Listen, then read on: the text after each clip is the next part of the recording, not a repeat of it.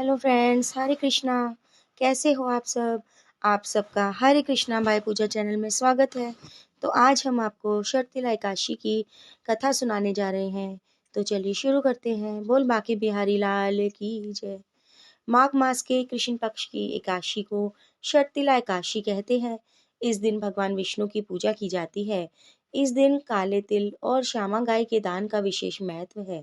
शरीर पर तिल के तेल की मालिश, तिल जल में स्नान, तिल जलपान, तिलों के पकवान की इस दिन विशेष महत्ता है। विधि पूर्वक यह व्रत करने वाले को रोगों से मुक्ति मिलती है और सुखों में वृद्धि होती है। बोल एकादशी माता की जय। एक समय दालभ्य ऋषि ने महर्षि पुलत्स्य से पूछा, हे महाराज, मृत्युलोक में मनुष्य ब्रह्म हत्या आदि अनेक महापाप करते हैं, पराये धन की चोरी और दूसरे की उन्नति को देखकर ईर्ष्या करते हैं तथा अनेक प्रकार के व्यसनों में फंसे रहते हैं, फिर भी उन्हें नरक प्राप्त नहीं होता। इसका क्या कारण है? ना जाने वे कौन सा दान अथवा पुण्य करते हैं जिससे उनके पाप नष्ट हो जाते हैं। यह सब कृपा पूर्वक कहिए। पुलत्स्य मुनि कहने लगे, हे राजन, आपने अत्यंत सुंदर प्रश्न पूछा है। इससे संसार के जीवों का कल्याण होगा। ब्रह्मा, विष्णु, रुद्र, इंद्र आदि भी इस गुप्त भेद को नहीं जानते, परंतु संसार के भले के लिए मैं आपको सुनाता हूँ।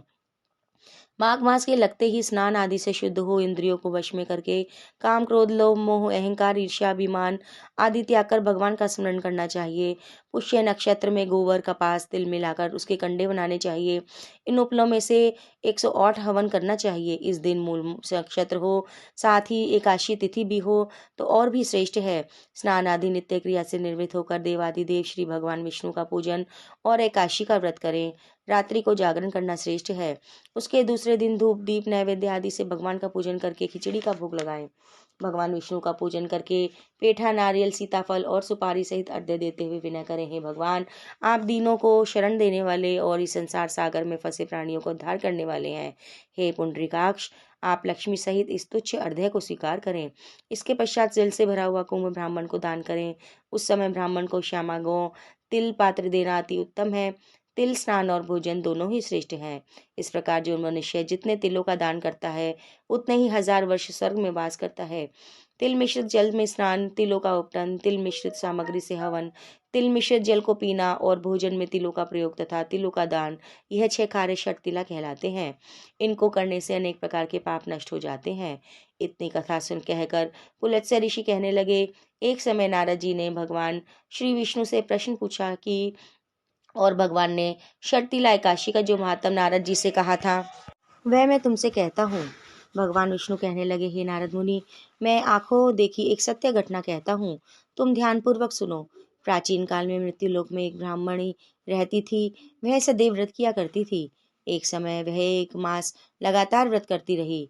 इससे उसका शरीर अत्यंत दुर्बल हो गया। यद्यपि वह अत्यंत बुद्धिमान थी, फिर भी उसने सभी देवताओं के निमित्त धन और अन्न का दान नहीं किया।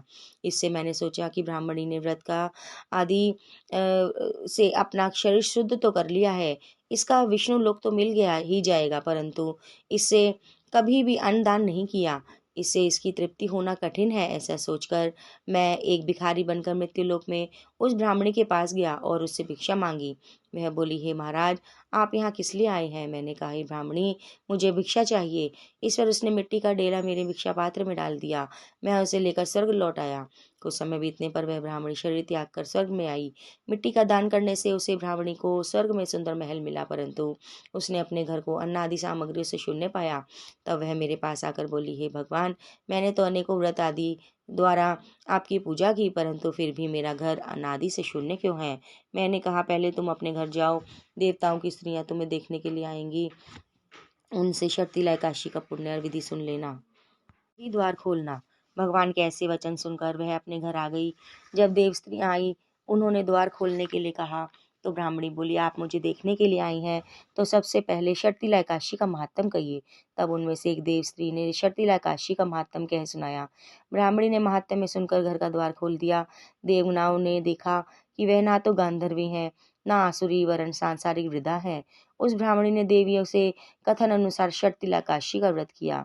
इसके प्रभाव से वह देव कन्याओं के समान सुंदर रूपवती हो गई। उसके घर अन्न आदि समस्त सामग्रियों से भरपूर हो गया। बोले काशी माता की जय। दोस्तों, अगर आपको यह वीडियो अच्छा लगा हो तो इसे लाइक, शेयर और सब्सक्राइब करना ना भूलें। जल्द मिलेंगे नई वीडियो के साथ।